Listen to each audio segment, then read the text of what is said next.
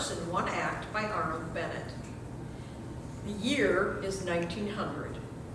George Gower's drawing room in the evening. George Gower is asleep in an easy chair near the hearth. By his side is a fairly large occasional table on which are some writing materials and an empty glass. Enter May Foster and Helen Stanton. They open the door quietly and pause on the threshold to observe the sleeper. They are both in a pleasant, gay mood of gentle excitation, but at first they speak low. The wretch still sleeps.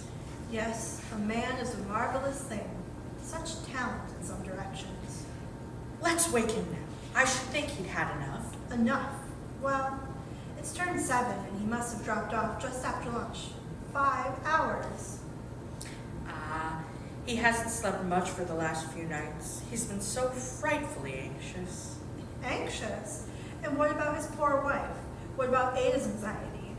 How could he sleep like this when he knew perfectly well? She lifts her hands and finishes by smiling. The two young women approach George's chair on tiptoe and indicate to each other by gestures that they will waken him in the orthodox way. Bending down, Helen sniffs at the empty glass. Oh, whiskey. Naturally. She bends to George's face to kiss him, but hesitates and looks at May. Perhaps it would be better if you did it, dear. May quickly kisses him. The privileges of a sister-in-law vary in different families. George wakes up. May and Helen stand side by side facing him, their hands behind them, smiling and full of mysteries. Oh, what did you say? I do believe I dropped off for a second or two. Dash, what a thirst I've got on today. There.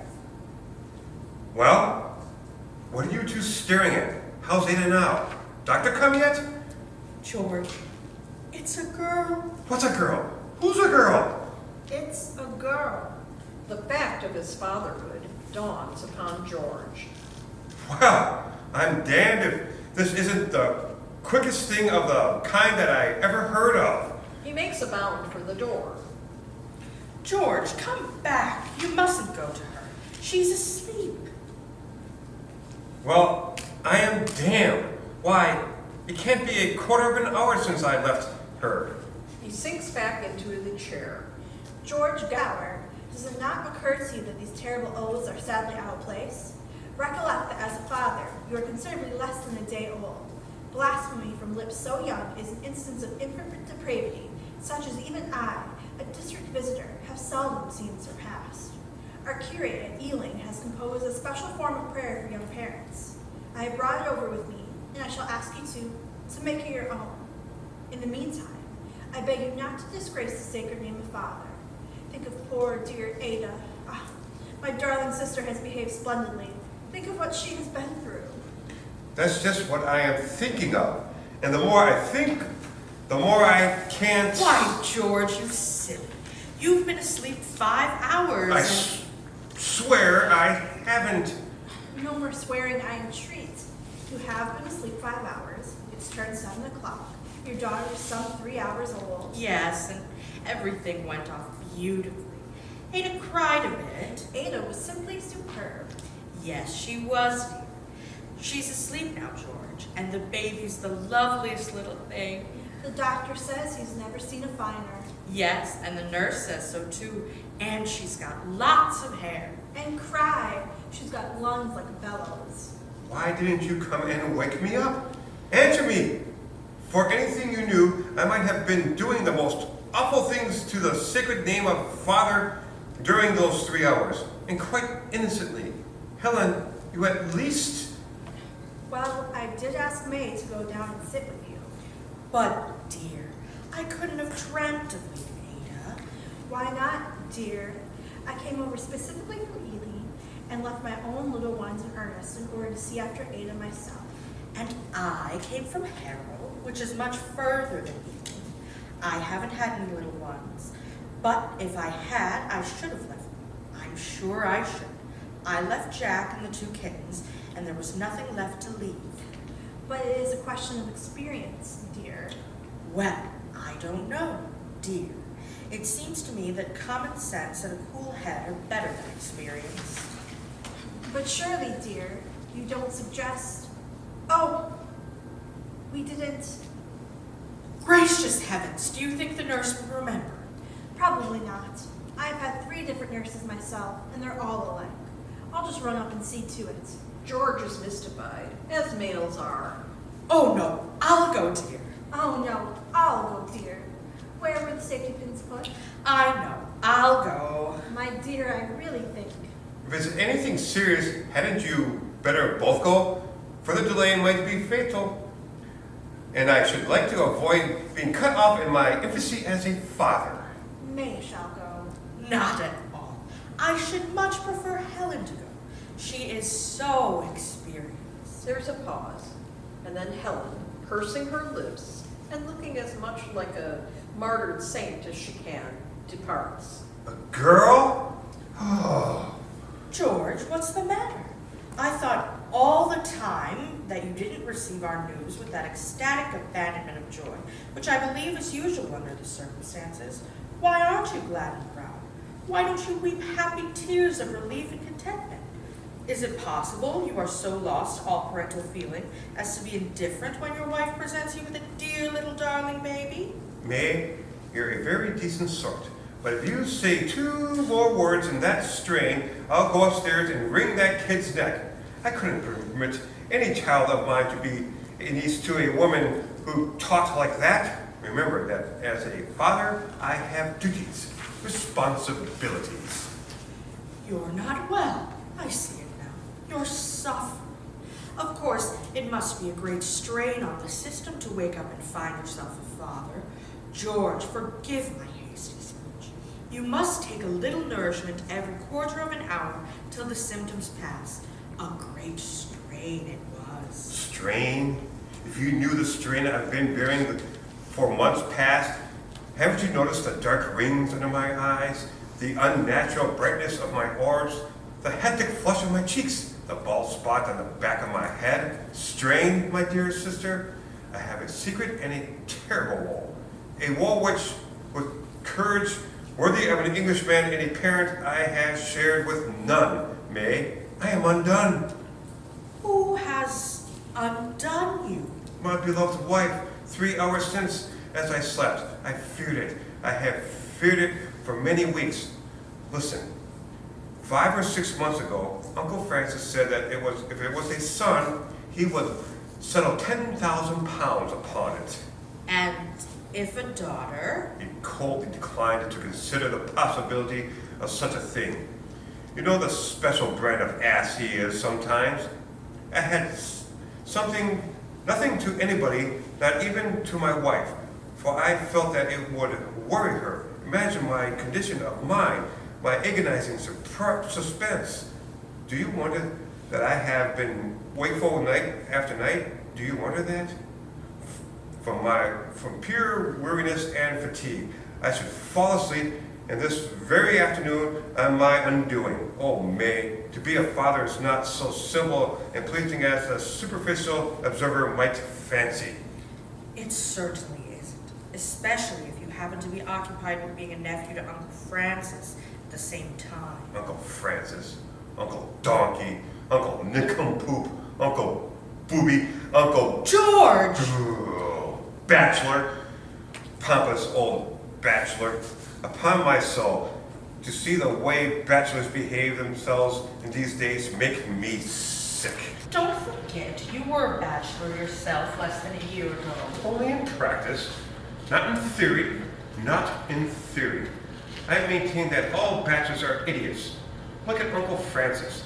There's a nice sample. I believe the beggar knew it would be a girl all the time. But in any case, why couldn't he keep his precious plan of benevolence to himself till I was actually a father?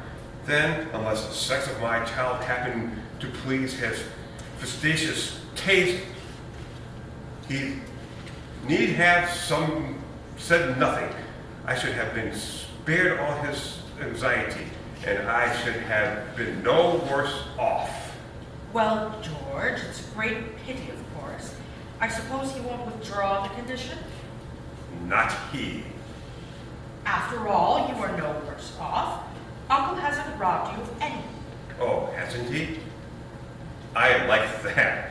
You aren't a father, May, and you can't enter into a father's feelings. Now that I feel is that he has robbed me. He's robbed me of precisely 10,000 pounds.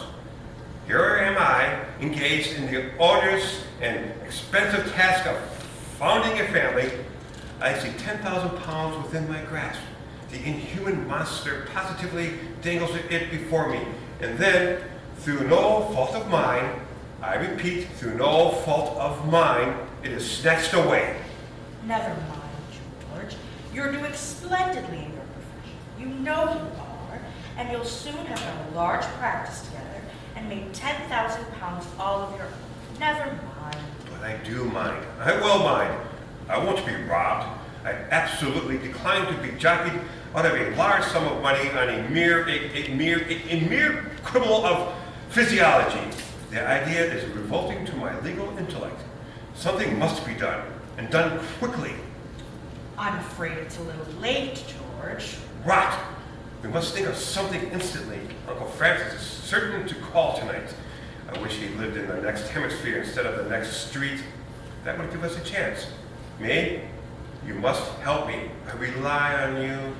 But really, George, I don't see. I shall be sure to think of some scheme in a minute or two. Re-enter Helen. Hush! I shan't say anything to her. Well, sweet sister-in-law? That darling was perfectly marvelous. Nurse brought her up to the light just now, and she blinked her eyes like anything. No, just fancy, George. Yes, imagine the intelligence involved in that apparently simple act. That's what you call taking notice, I suppose. The little pet blinked her ridiculous little eyes several times. About how many times? I dare say you think you're very funny, George. George, don't be silly. You have no notion of good taste. Well, she called my daughter's eyes ridiculous. I don't think that was quite in the best taste, especially after an acquaintance of only 3 hours.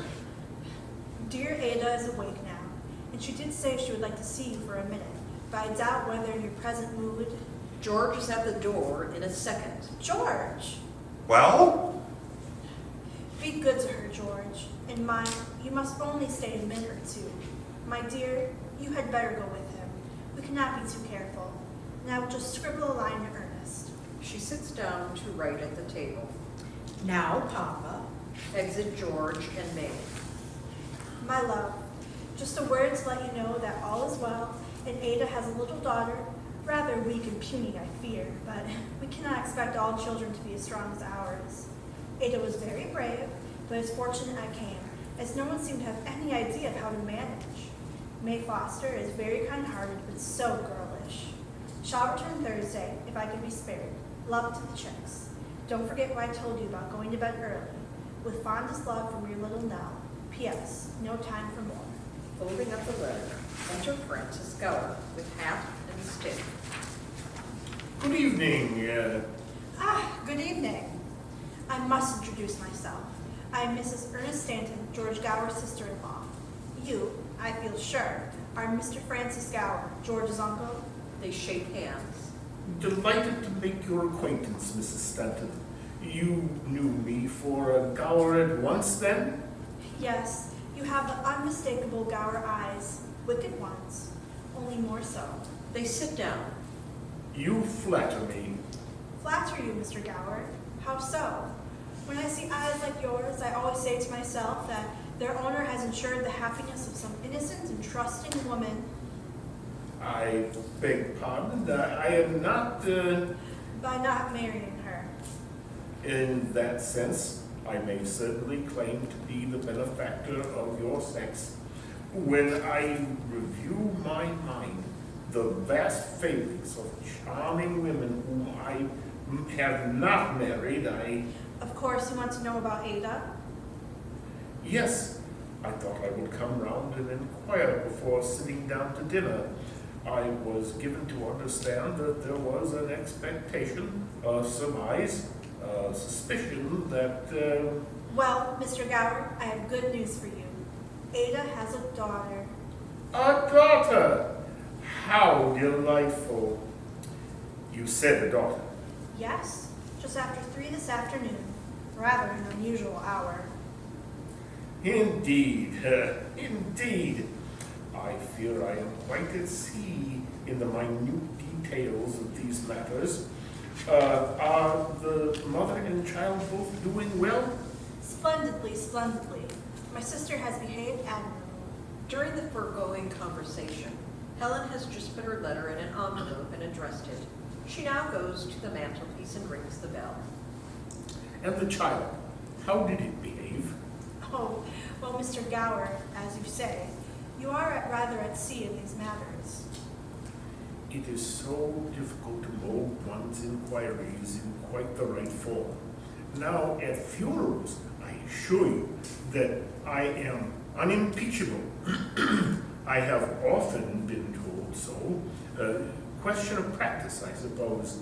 It is a most singular thing to me, having regard to the alarming increase in our population, how many funerals there seem to be, and how few births. Perhaps that has not occurred to you, Mrs. Stanton? Helen rings the bell again. Indeed not. Quite the opposite, in fact.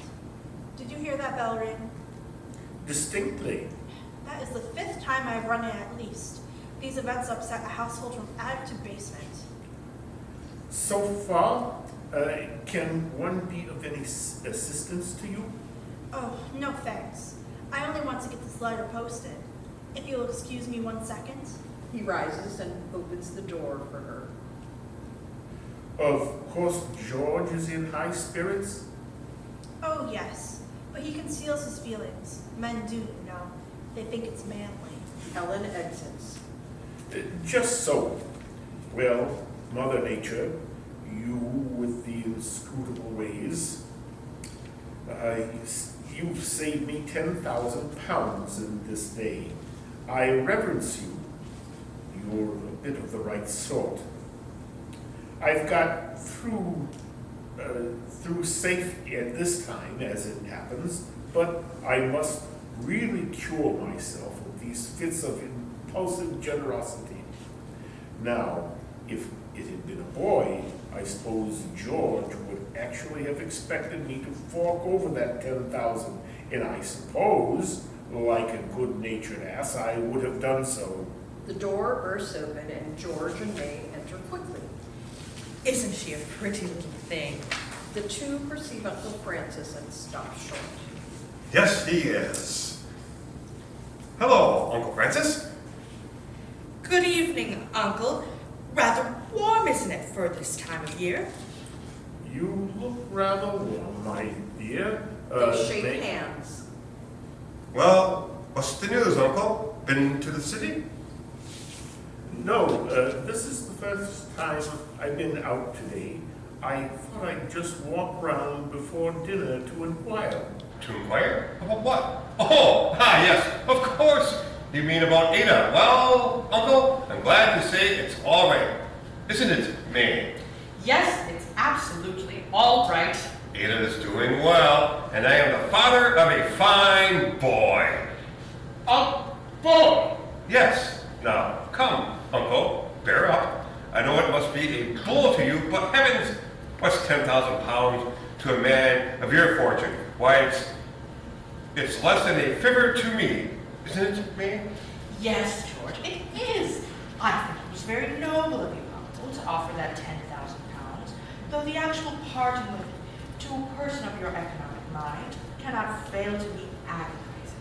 Yes, indeed.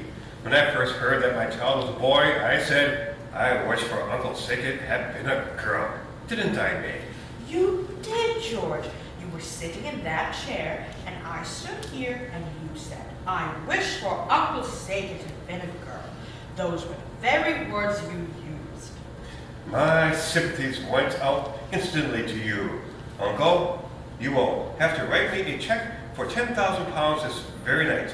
Personally, I should prefer to consider your offer canceled, but I feel convinced that you would never consent to such a course. You're a man of your word.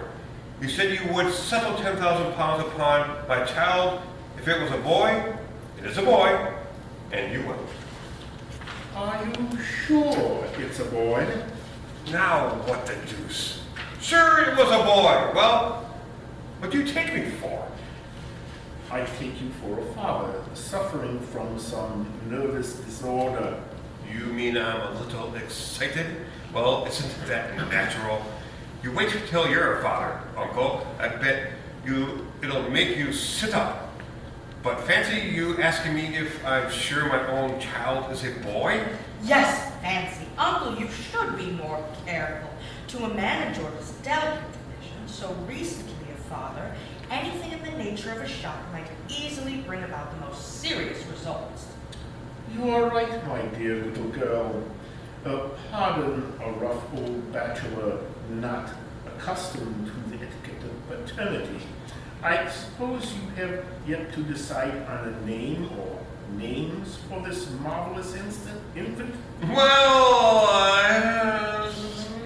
Dear Ada was saying only just now that at any rate he must be named Francis. Probably his name will be George Francis, but he will always be called Frankie after you. My dear, I am deeply touched by this little mark of consideration. yes, Uncle. Of course we aren't the sort of individuals that proclaim their private feelings from the housetop. But we think a great deal of you. A great deal. We look up to you. We admire your notion of the duties and responsibilities of a great uncle. And perhaps you'd like to give me the check now, Uncle, and then you won't forget it. If we can once get the check, you'll never stop it, you know, and we can undeceive him afterwards and tell him it was a joke and all that sort of thing. She goes up to Francis and puts her hands on his shoulders. You dear old thing. She is just about to kiss him when the door opens and Helen enters. Helen, you better go upstairs. They've been knocking at the ceiling like anything for the last 5 minutes. I believe they want something. George, you've had too much whiskey. I've just come from my dear Ada. May has dropped her hands from Francis's shoulders and looks stonily at Helen. Helen, this is Uncle Francis. You haven't met before, I think. Oh yes, we met a minute or two ago, and I was telling Mr. Gower what a fine little girl Ada has. May sinks into a chair. George also sits down, lamentably. There's Helen, leaving mystified. Mrs. Stanton, as the head of the Gower family, I feel it is my duty to apologize beforehand. You are about to witness what is known as a scene. That is, unless you would prefer to retire. Not in the least, I assure you. Not merely a scene, but a family scene, which I believe is the most highly developed form of scene known to science. Pray, don't mention it. I'm quite accustomed, that is, short of bloodshed, I can stand anything. But I do think bloodshed is horrid. She sits down with pleasurable anticipation, and Francis suavely in acquiescence. The preliminaries being settled, we may proceed.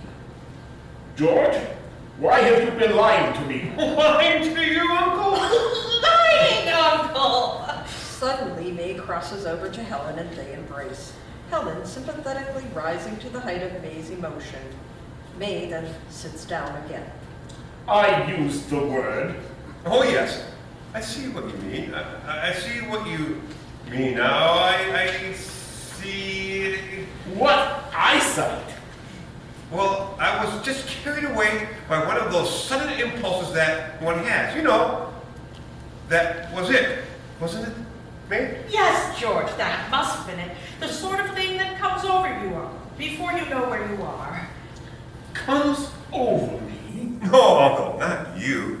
You wouldn't understand, I'm afraid. You're too old. You got past the age of impulse. It's a disease that comes somewhere between measles and gout. It only affects the younger generation. I belong to the older generation, I suppose. Toothless gums, palsied limbs, doddering idiot, and so on. If you look as well as me at 42, sir, you will be lucky. Damned lucky. As Ernest often says, the band is beginning to play. I seem to hear the strains in the distance. 42, Uncle? 42? Sit down, sir. Well, you called me a liar, but it occurs to me I'm not the only one. Yes, I do call you a liar. A liar from the basest, most mercenary motives. You told me your child was a boy. Tut-tut, a slip of the tongue. You exaggerate trifles. Besides, for anything I knew, my child was a boy. I admit I had been told it was a girl, but you know what women are, Uncle, especially at these times. Absolutely unreadable, reliable. I was really, as it were, hoping for the best. Have you not just returned from viewing the body? Now we're at an inquest. I saw a kind of vermilion blob surrounded by woolen fabrics, and I was given to understand that I beheld was a human nose. But before I could satisfy myself even on that minor point, I was told to go, as Ada mustn't be excited. I hope you'll all quit me of any desire to take part in this scene. Do I gather, Mr. Gower, that George has attempted to deceive you as to the sex of his offspring? You do gather, Mrs. Fenton. You emphatically do gather. George, I'm surprised at you. I really am. To think that your poor dear wife should have gone through what she has gone through this day, and you not satisfied? George, I blush for you. Then you were ashamed of your daughter. You wanted a son that you could train up in your own sinful habits of blasphemy, self-indulgence, and deceit. All I can say is I'm glad, profoundly glad, that it is a girl. Mrs. Fenton, so am I. You have a truly noble mind. What could be the object of such a childish deception? Even when you must have foreseen that it couldn't last, that there must come a time when the dreadful secret could reach your good, kind uncle's ears. I will tell you this object, Mrs. Fenton. As you may possibly have heard, I am an industrious and painstaking person. I work hard and live plainly. And by this exercise of those gifts which heaven has been pleased to grant me, I have accumulated a fortune. Some would call it a large fortune. I merely call it a fortune. I dare say I am worth 100,000 pounds. Now, you might imagine that possessing this and a clear conscience, I am happy. But there is another darker side to the picture which I am endeavoring to paint, Mrs. Fenton. I am cursed, continually cursed, in spite of what George is pleased to consider my advanced age, with an impulse of unrestrained generosity. George and May exchange a look heavy with meaning. An impulse of unrestrained generosity. George and May exchange a look heavy with meaning. Acting under this impulse about 6 months ago, when George imparted to me the information that that Ada, when I say George imparted to me the information, I said, George, if your child is a boy, I will settle 10,000 on him. You see, boys are so helpless. A boy can't marry a rich husband, can't make his own clothes, can't, if the worst comes to worst, go as a mother's help. That is why I say, if it is a boy, I'll settle 10,000 pounds on your child. I was under no obligation to make the offer. I acted more from impulse, the impulse of absurd generosity.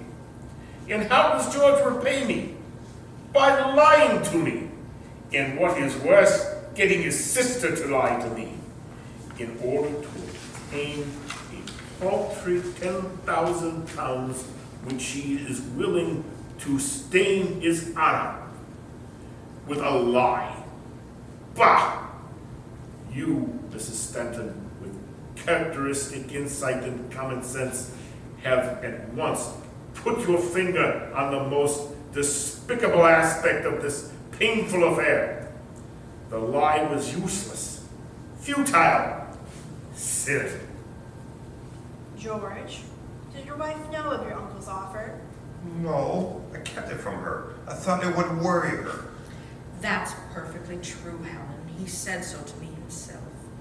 I do not approve of secrets between husband and wife. It would have been better if you had told dear Ada. But what difference could it have made? Uncle only made the offer. One never knows. Ah, George. As for you, May, you have pained me beyond expression. Now, as I've been dragged into this little, shall I say, difficulty, let me end it for you. I always think it is such a pity to allow a quarrel to grow. One should stamp it out in the bud. George, and you may, you must beg your uncle's pardon. I am sure he will grant it. Willingly. Oh, very well then. If there is to be such a fuss about a mere nothing, a momentary forgetfulness, excusable I should have thought in a man suffering the first pangs of fatherhood, I beg pardon, I apologize, I grovel. If Uncle can take any pleasure in the self-abasement of a fellow creature, and that fellow creature a woman, I also grovel. There, that's all right. Shake hands. They shake hands with mutual forgiveness. There, it's all done with and forgotten. A little tact I've invariably found is that all that is necessary in these affairs, and I'm sure I'm very glad to have been of assistance. And now, Uncle Francis, I may call you Uncle, you will write out the check. The check? The check for 10,000 pounds. The check for 10,000? You surely are not going to withhold it, especially after George and May have apologized so prettily. You surely aren't going to cast a slur, as it were, upon my niece and my poor dear sister who has behaved so splendidly today? You surely aren't going to. My dear uncle, you surely aren't going to. George, is your child a boy or is it not? I'm informed that he isn't, that she isn't. Well, then, upon what possible ground can you claim my 10,000 pounds? Allow me to remark that I have not the slightest intention of parting with it. Mr. Gower, I am deeply disappointed in you. Common humanity alone. Uncle, you have pained me beyond expression. My poor wife and innocent babe. Great wealth may be to its owner a blessing or a curse. Alas, I fear it is too often the latter. It hardens the heart, blunts the finer susceptibilities, and transforms into a fiend what under more favorable circumstances might have been a human being. I have noticed the same phenomenon given in my own children when Ernest gives them 6 pence. By Jove, it's 8 o'clock.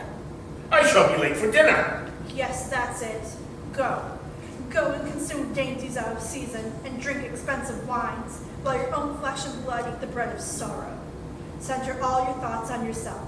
Shut your eyes to the grief and suffering which surround you. Think only of the carnal appetite. There is the rich man all over. Trample on us. Drag the juggernaut of your gold across our defenseless bodies. What is the shriek of pain, the moan of anguish to you, so long as your millions increase and multiply? Now, Helen, you see my uncle, my so-called uncle, in his true colors. Francis gazes longing at the door. I do, George, I do, and I cannot bear the sight. I will go to my poor sister, who is to be robbed of 10,000 pounds for a mere indiscretion. I must try to comfort her as best as I can. It will be a fearful shock to the poor thing. It might kill her. But of course, she must be told. True, the news may kill her, but as you say, she must be told. I will do my best to comfort her. I cannot say more. We must hope for the best. Ah, her you may comfort, but who shall pour balm into the wounds of my defenseless child, whose career is blasted, so to speak, before it has cut its first tooth? You may as well ask, George, but you ask in vain. Wealth has no ear for the wail of an infant. Wealth is preoccupied with its dinner. Uncle, are you quite determined? Yes, May, I fear I am, and I insist on being allowed to depart. Oh, go, go! Do not let us keep you from your repast. I say possibly I may repeat my offer if at some future time George, that is, Ada, should have a boy. I have noticed that some parents have large families, families in which both sexes are represented. If so, Alas, a frail hope, a hope probably delusive. Our dear curate at Ealing has 9 daughters. I thank you, Uncle Francis, but I have no expectation of being able to avail myself of your offer. Helen, we must resign ourselves. We must, Yes, yes. but do not let us bear spite. Mr. Gower, we freely forgive you. Personally, I shall pray for you. Yes, Uncle. We feel it our duty to forgive you, and dear Helen will pray for you. Before leaving, Mr. Gower, you must come upstairs and see the baby. She's a charming little creature. Francis is collecting his hat and stick. If we could get him upstairs. no, I do not doubt it, but I would really prefer to be excused. But Ada said to me specially that you were to go up. She wants you dreadfully to see her baby, her firstborn. You must feel how heavy the little dear is. I shall be charmed to when it is a bit bigger. Surely you will not disappoint dear Ada. Surely you don't bear malice. I would rather. Come along, Uncle. We'll all go. Yes, we'll accompany you. You needn't be afraid. Not tonight. Some other time. Yes, yes. But do not let us bear spite, Mr. Gower. We freely forgive you. Personally, I shall pray for you. Yes, Uncle. We feel it our duty to forgive you, and dear Helen will pray for you. Before leaving, Mr. Gower, you must really come upstairs and see the baby. She's a charming little creature. Francis is collecting his hat and stick.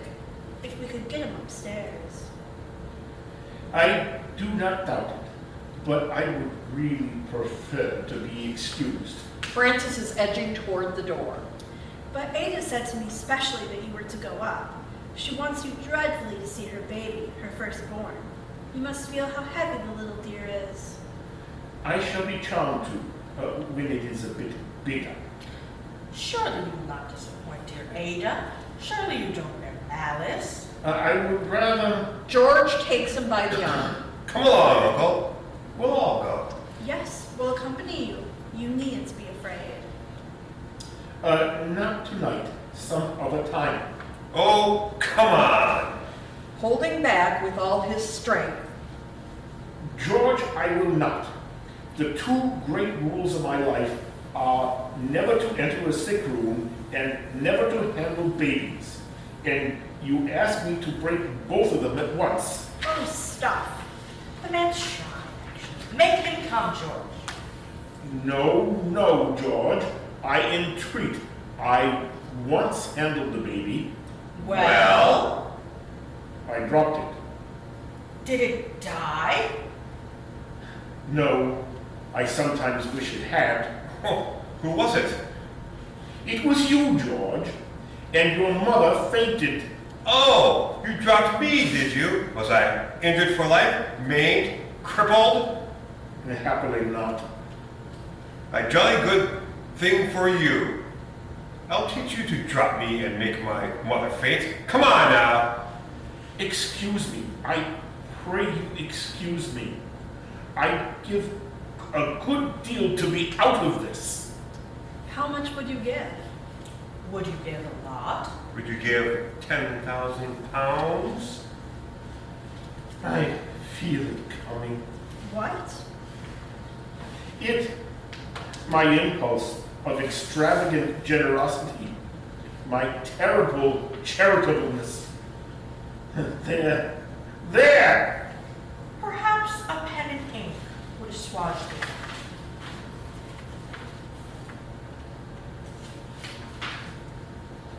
Perhaps. They lead him to the table. He sits down and pulls checkbook out of his pocket. May hands him the pen. He begins to write, and Helen is leaning over his shoulder. Pay George Gower 10,000 pounds. Now the signature. Francis pausing on the verge of the signature. Understand, I don't have to see the baby till it's 6 months old. And I don't have to handle it till it's 2 years old. George nods, all smiles, and Francis signs with a flourish, tears check out of the book, and hands it to May. May hands it to George, who receives it in an ecstatic silence. Francis heaves a profound sigh. Curtain.